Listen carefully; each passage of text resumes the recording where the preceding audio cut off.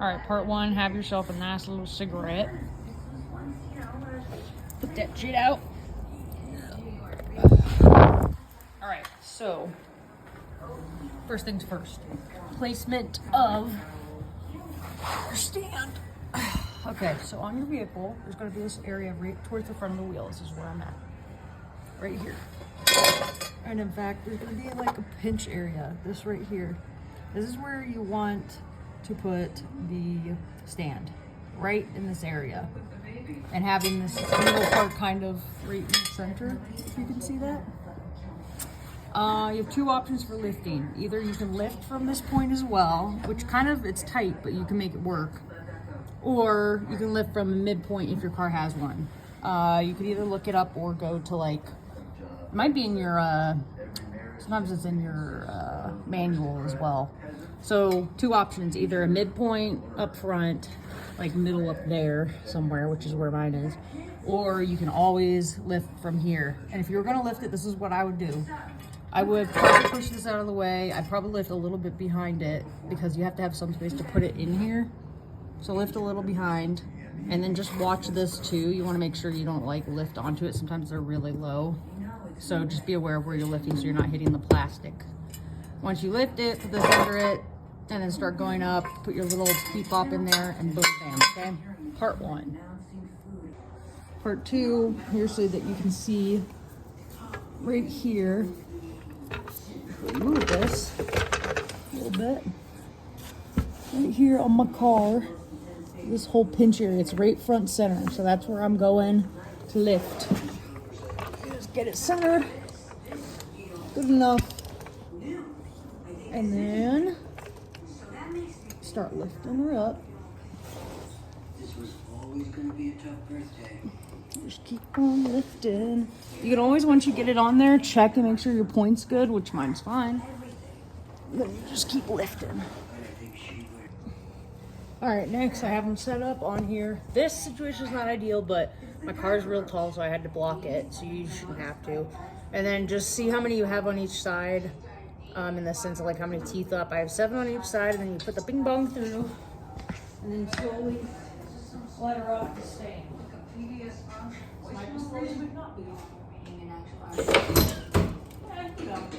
Close enough.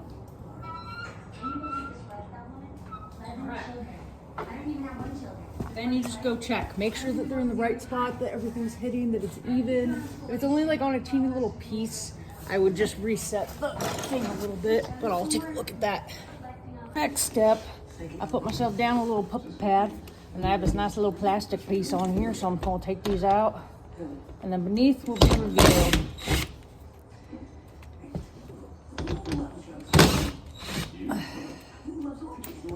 I don't know if you have one of these. You probably do in some capacity. Well, it depends. Sometimes you don't.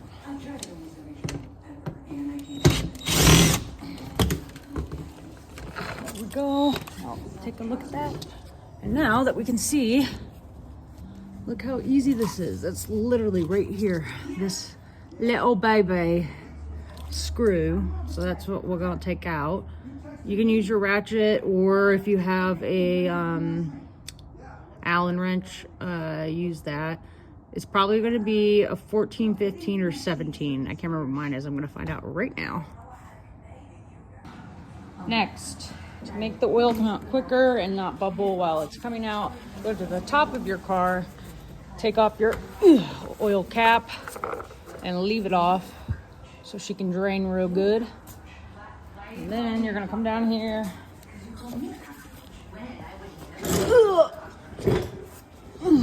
And I have all this stuff set up. So hypothetically, you would want to use a breaker bar to loosen it first, and then you can either undo it with here or this. Just be aware when you get to the end of it, it'll sploot all over. So if you don't want it all over your impact, I would say use a ratchet. All right, next we're going here, and there we go. I'm gonna breaker bar it first because the torque is usually enough to make it tough. I haven't tried yet, but I'm just gonna assume.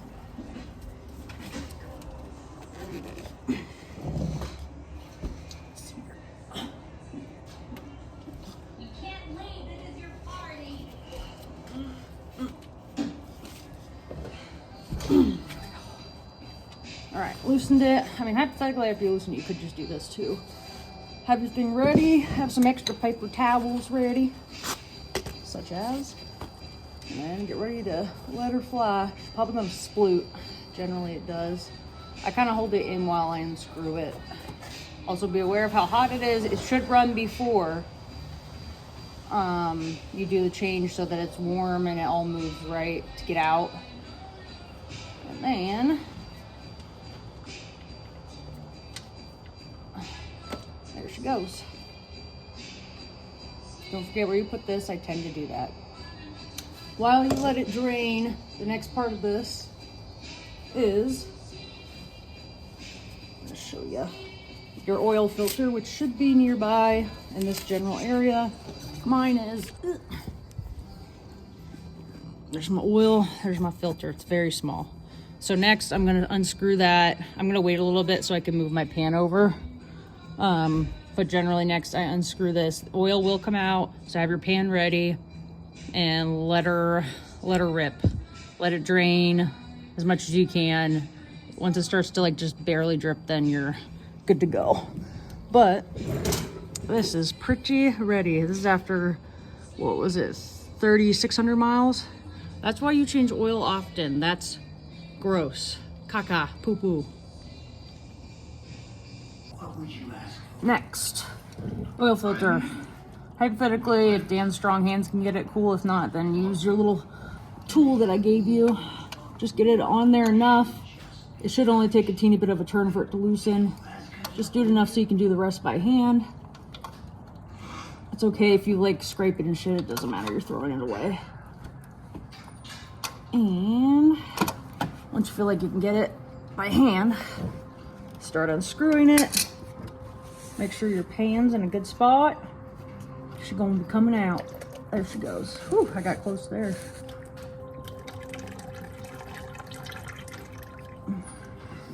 Take it off. And then she'll drain out more. Ooh, that was close. Usually there's a spot on your oil pan that you can put this. And just let her drain out. All right, next you are going to find your specs, which either you need to go to O'Reilly's and ask them to print it off. They can give you the whole spec sheet for your car. Or you can look it up online. Usually it'll tell you like oil, pan bolt, whatever torque it is. Mine is 29 foot-pounds. So I have my torque wrench and it's set to 29. It's a little twisty twist. I have it ready, so you don't have to go under here twice. I have my oil pan bolt all cleaned off. And the next thing is the filter. Here's the new filter. It has this rubber O-ring in there. It should be in there. If it's not, then be fearful, but it usually has plastic over the top so it doesn't fall off. Now what you're gonna do is take some new oil, which I put in my cap right here. Stick your little fingies in there and put it on the inside of these threads, just a bit, and then all around the edge of this. It just kind of helps lubricate it so it has a good seal. So just do that first with brand new oil. So right here, oil filter, clean that, just wipe it off. Bibbidi baba, get all the old oil off there. There we go. Stick some things in there and get her all clean and shit. So that's the first thing. Get that all prepared to put your little filter on. And then what I do, because I get annoyed by all the dripping, is I do a final wipe. And then I stick this feller back in. There's something you need to know. There might be a rubber piece that you need to replace. Sometimes you do, sometimes you don't. Mine is permanent, so I don't ever have to have one on my bolt. But a lot of times it's one that just goes on it. So I would check for that too when your oil comes out, because sometimes it falls off when you're pulling out the bolt. But you can always go to O'Reilly's. They have tons of them there to get them replaced. But you can find that in the info about your vehicle, or just go in there and ask them, and they'll tell you if you needed a new rubber gasket. So anyways, I just kind of let her dribble out. I'll put that in there so it doesn't keep dripping so I can move my pan completely. Hand tighten that down. There we go. Now we're gonna take our freshly oiled, Finley haired filter, put her on there, screw her in. When you're putting it back on, you don't need to, I should say this, don't use the tool again to tighten it. Just use your hands. You should be able to tighten it by hand, and you just want to get it as tight as you can. You don't want to crank it, which is why you don't use a tool, and you don't want to damage it, which is why you don't use a tool. So get some strong hands in there and just tighten her down. Get her real good. All right, and then next, you're gonna take your torque wrench and get her torqued. So we're just gonna go to our 29 foot-pounds. You'll hear it pop, just like that, and boom, done. So now we're done under here. I always wipe up so that there's no oil, so that next time I do this, if there is oil, then I know there's an issue. So just take a little wipey dipey and get that done. And on the outside of the filter, there might be a little oil just from you lubricating it. But we are done down here. There we go. Boom. All right, next, lower the vehicle before you put the oil in. So that's what we're gonna do. Do a little lowering.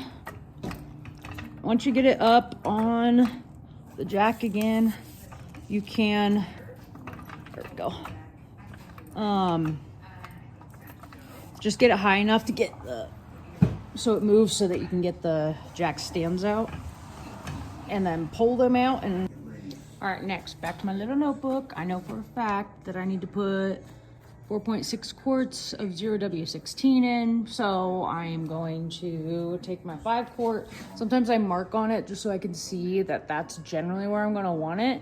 Basically, when you get close to this mark, you're gonna have to turn on the car, check the dipstick, see how it's looking, let it run a little bit, then check the dipstick, and then see where it's at. And then if you need to add more, you can. When you turn on the car, you don't need to have the cap on in here. It'll be fine without it. So beep beep boop bop. Stay. So yeah, just get yourself a nice little funnel, get yourself a nice little position, and just start pouring in. Beep beep boop boop.